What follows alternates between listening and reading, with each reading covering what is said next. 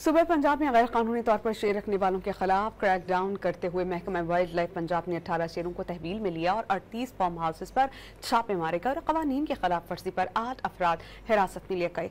Crack down उस वक्त शुरू किया गया जब जुमेरात को एक शेर ने फार्म हाउस की दीवार फलांगने के बाद शहरियों पर हमला करते हुए एक खातून और बच्चों को जख्मी किया था।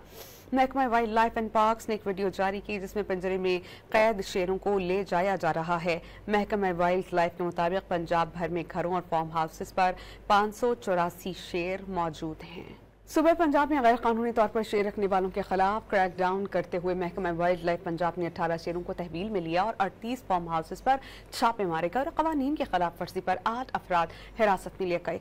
क्रैक डाउन उस वक्त शुरू किया गया जब जुमेरात को एक शेर ने फार्म हाउस की दीवार फलांगने के बाद शहरियों पर हमला करते हुए एक खातून और बच्चों को जख्मी किया था।